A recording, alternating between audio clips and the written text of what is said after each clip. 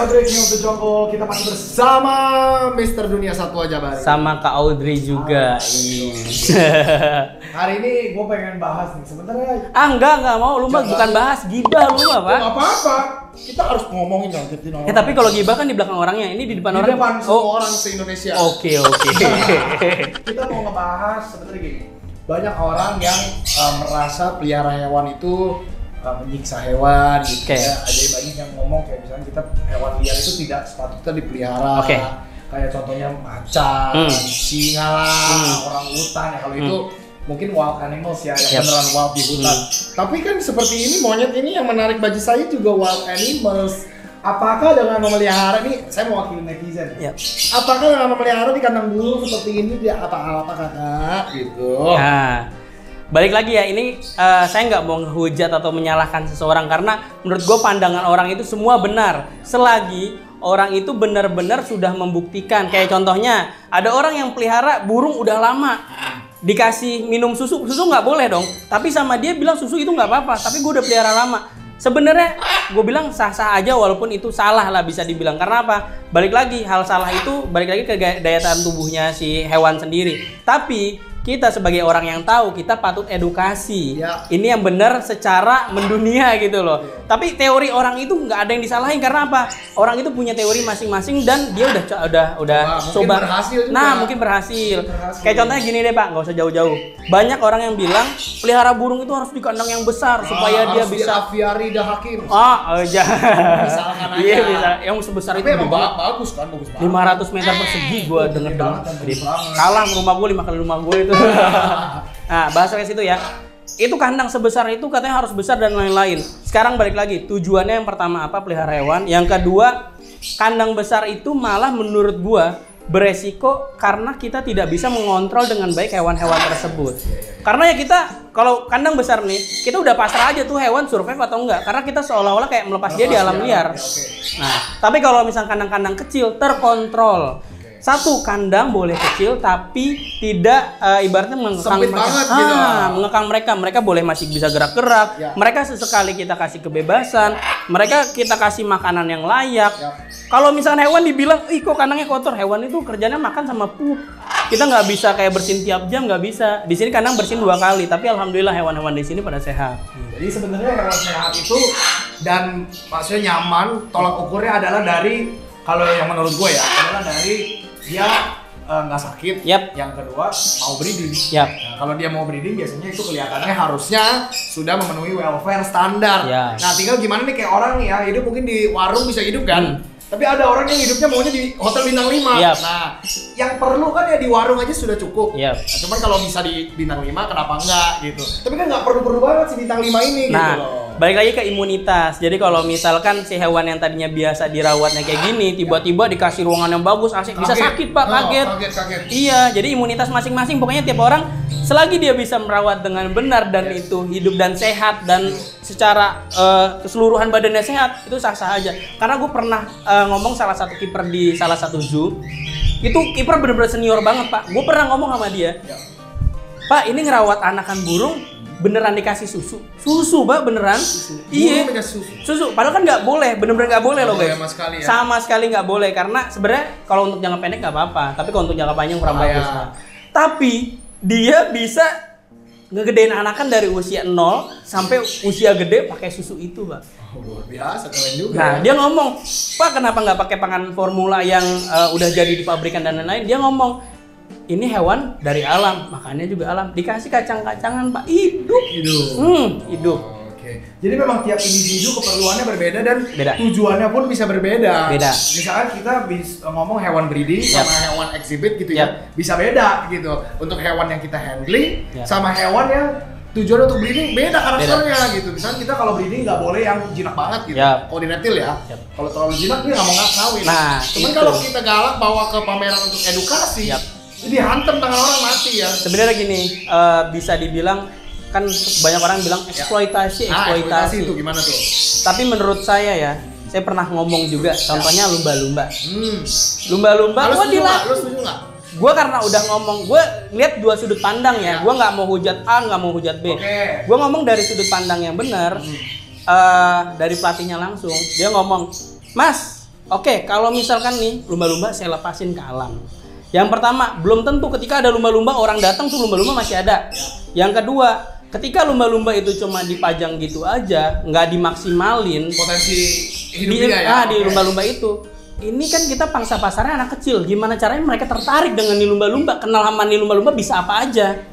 Kan dikemasnya seolah-olah lumba-lumba itu bisa melakukan siksa. Gitu. Dan satu lagi guys, yang perlu kalian tahu, nggak semua hewan yang dari diambil semua, itu hanya sebagian yang ditujukan untuk edukasi. Jadi misalnya di alam ada 200.000 yang dia paling cuma 5-10 gitu ya. Iya. Harusnya memang begitu. Kalau untuk yang WC ya. Makanya sebenarnya kalau diimportir itu ada kuota.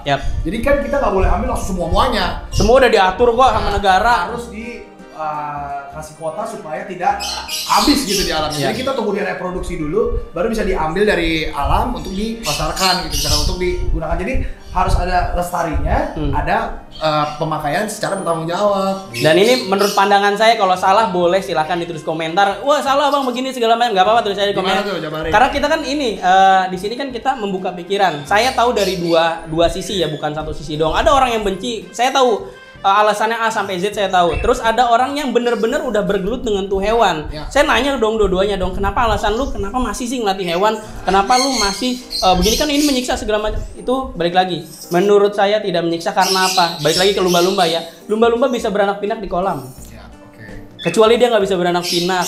Dan kecuali kalau misalnya kalian mikir itu nyiksa, gak usah mikir jauh guys. Itu lumba-lumba belinya pasti mahal. Orang itu kalau emang mau nyiksa hewan nggak mungkin, karena apa, belinya juga mahal. Maksudnya takut mati juga. Takut mati itu loh Pak. Jadi di sini kita ambil jalur tengah sih sebenarnya. Nih, gue kebetulan pernah ngelatih lumba-lumba nih ya. Iya, pernah. Gue pernah nih ngelatih lumba-lumba nih. Kandang lumba-lumba itu yang gue lihat ya di daerah waktu gue ngelatih lumba-lumba itu, sejujurnya kekecilan menurut gue memang. Jadi kayak cuman sepetak beginilah untuk 3-4 lumba-lumba. Nah sebenarnya kalau di luar negeri itu mungkin ya lebih gede, mungkin ya, gue nggak tahu, gue nggak pernah lihat belakangnya. Nah kalau kita bandingin nih, contoh paling gampangnya, misalkan kayak Alshad deh ya, kandang macannya segitu tuh. Nah kalau kita lihat Dean Snyder atau kita lihat Cody Ethel, orang luar gede banget.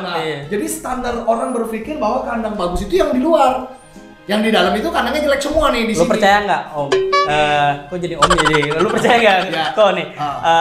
Teman gua pelihara hewan makau di toilet hidup dan dia bisa beranak pinak. Toilet. Sedangkan teman gua yang pelihara di kandang stainless bagus nggak bisa beranak pinak. Ya. Jadi sebenarnya gini, nggak bisa dihujat gitu. Kita nggak bisa lihat dari sekasat mata hitam putih gitu. Nggak bisa. Jadi bisa dilihat mungkin secara gini, kebutuhan hewan ini sama itu beda, tempat sini sama situ beda, tapi yang mana yang menghasilkan ya itu yang benar. Yang mana yang hewannya sehat, yang mana yang hewannya bisa beranak pinak, itu yang benar gitu.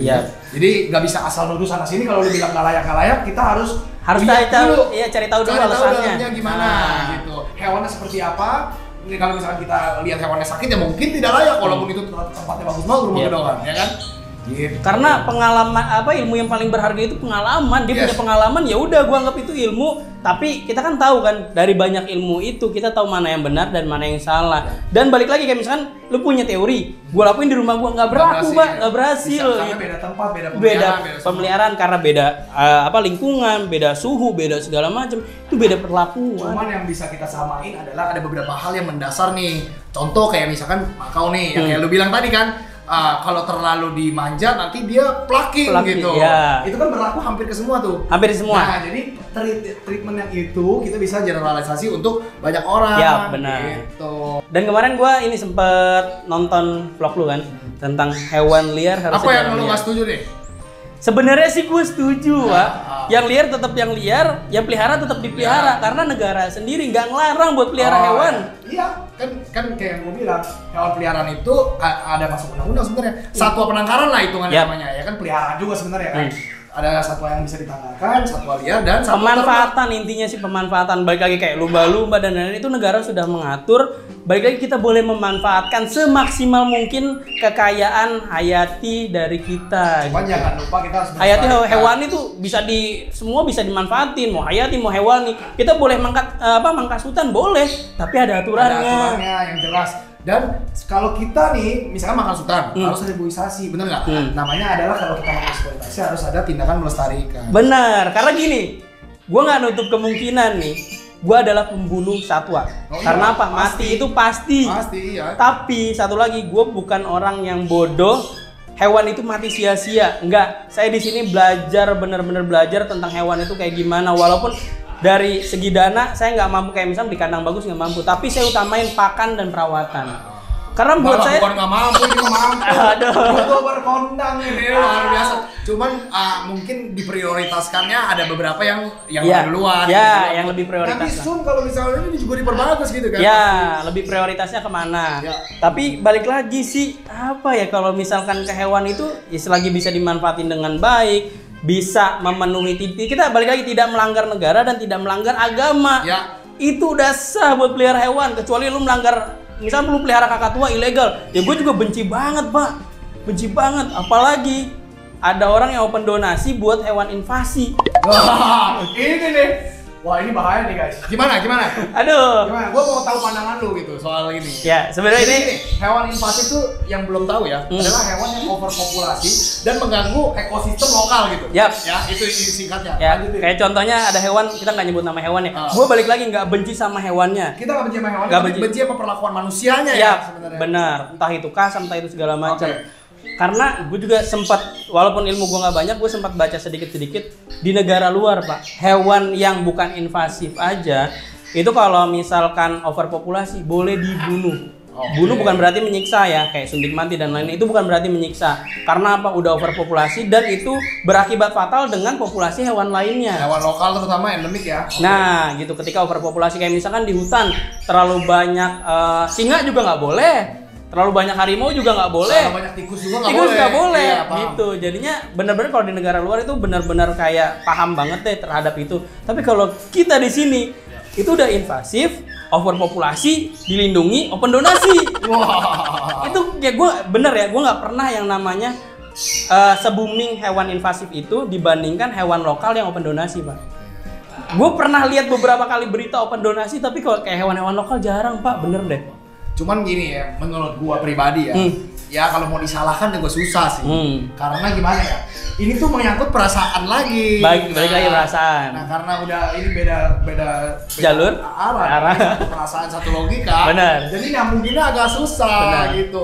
Kalau orang sayang sama si hewan ini, mau dia invasif kek, mau dia kagak invasif kek, mau dia penyakitan kek, tetap aja disayang gitu. Padahal duit 500 juta itu bisa buat penangkaran kakatua yang besar banget, Pak. Aduh. Benar. Jadi kalau misalkan hewan-hewan tertentu ada yang lebih disayang, mending jangan. Ya. Harusnya kita bisa sayang sama semua hewan. Jadi Ya. pembagiannya tuh lebih rata. Gitu. Sayang boleh, silakan. Tapi balik lagi, saya di sini bukan ngehujat, tapi ngasih opini ataupun pandangan. Ya.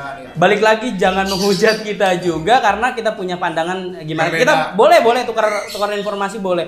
Tapi mudah-mudahan aja dari tukar informasi seperti ini Ketemu nanti Nah, solusinya. ketemu solusinya. Kita nyari solusi. Kenapa sih Pencerahan. mereka tuh open donasi segitu banyak, sedangkan hewan-hewan lokal nggak digelontorin aja tuh dana buat hewan lokal. Padahal hewan lokal itu bener-bener asli Indonesia yang jumlahnya malah makin kesini makin menipis. Dan kenapa hewan itu harus di alam liar, nggak boleh di kandang? Padahal faktanya di kandang itu mereka bisa beranak pinak dengan baik. Walaupun benar yang namanya hewan dilindungi itu kita ngelihat bukan jumlah di kandang, Pak, tapi di alam. Tapi kenapa nggak buat peraturan ataupun gua sebenarnya udah ada peraturannya.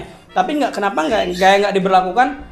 Ini dari penangkaran berapa persen dilepasin ke alam? Ya maksudnya belum terrealisasi itu. Sebenarnya sudah, tapi nggak Cuman banyak, nggak banyak gitu aja. Nggak banyak. Ada spesies-spesies tertentu yang juga belum gitu Benar, sebenarnya. benar. Jadi baliknya ke black market malah, Ya, kan? itu. Jadi sayang gitu. Sayang.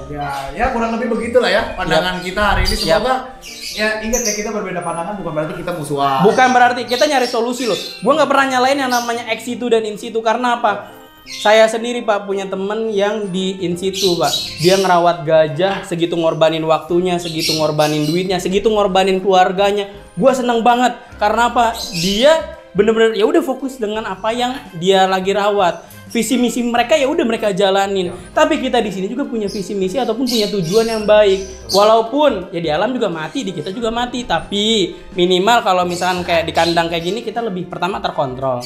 Yang kedua, insya Allah layak dari segi pakan ataupun kebutuhan hidupnya. Walaupun dari segi kandang mungkin ya bisa dibilang layak nggak layak, karena hewan itu dibeliin kandang baru mungkin sebulan 2 bulan udah kondisinya udah jelek gitu. Pokoknya ya kita semua memaksimalkan, karena kita nggak bisa nutup kemungkinan yang namanya permintaan pasar itu luas, tapi kita harus nyari solusi. Masa kita mau ambil terus dari alam buat menuhin permintaan pasar yang nggak bisa kita tahan loh, Pak. Benar. Solusinya itu penangkaran. Penangkaran ya, breeding facility itu solusinya. Jadi lebih baik sebenarnya nantinya lebih diregulasi gitu ya, lebih dimaksimalkan keberadaan manusia-manusia seperti kita. Iya. Tapi pasti ada yang hujat, kenapa lu nggak buka penangkaran aja? Buka penangkaran itu bukan hal yang mudah. Pertama, tanggung jawab. Karena apa? Itu hewan lokal yang jelas populasinya sedikit. Yang kedua, butuh dana yang lebih. Yang ketiga, penangkaran itu kalau di sini kan saya buka ternaknya buat belajar parkir Australia dan lain-lain. Ketika jadi anak kan saya bisa jual buat memenuhi kehidupan mereka. Tapi kalau penangkaran itu guys nggak bisa langsung dijual, nggak bisa. Itu kalian ada harus lagi. Ada aturan izin edar dan lain-lain, itu benar-benar harus teratur. Dan satu, kalian harus benar-benar jiwanya itu buat lestari dulu dan udah siapin semua lah, budget dan lain-lain udah siapin. Tapi doain aja mudah-mudahan saya sama Ko Andre bisa buat penangkaran. Mudah-mudahan ada rezeki gitu, duit jatuh gitu kan. Gak apa-apa. YouTube 500 juta. Amin. Oke, kalau gitu guys, semoga pesannya tersampai ya. Amin, Jadi, amin. Terima kasih banget Bang Jabari nih sudah membolehkan kita main ke dunia satwa ya. Ya, sama-sama. Kita nyari solusi, gue senang banget nyari solusi, bukan dihujat A, dihujat B, enggak. Gue pengen malah duduk bareng. Duduk bareng pengen banget. Gue pengen kayak tuker pikiran, apa sih yang menurut mereka nggak boleh, apa yang menurut mereka boleh. Kita bisa laksanain di tempat kita gitu. Misalkan piara macan menurut mereka harus gimana sih? Piara monyet menurut mereka harus gimana sih? Gua seneng banget. Cocok nggak sama sebenarnya kebutuhan si hewannya nih? Bener, gua seneng banget itu kok. Kalau bisa terjadi ya. Oke, gitu. Semoga menyampaikan di video-video ini ya. Pokoknya kalau bahas ini nggak akan kelar-kelar. Yang penting satu, tujuan kita adalah kita harus jalan bareng-bareng. Ex itu maupun in situ kita harus support semuanya, baik dari zoo dan lain-lain, kita wajib support. Oke, kalau begitu jangan lupa di subscribe Dunia Satwa. Dunia Satwa, nggak pakai yang belakangnya, itu udah nggak ada channel. Udah ganti jadi merah putih ya. Iya. Terus lupa juga subscribe Audrey King of the Jungle ya. Jadi dan Gnostic Pets. Oke? Oke. Ya. Let's protect our animals together. Bye bye.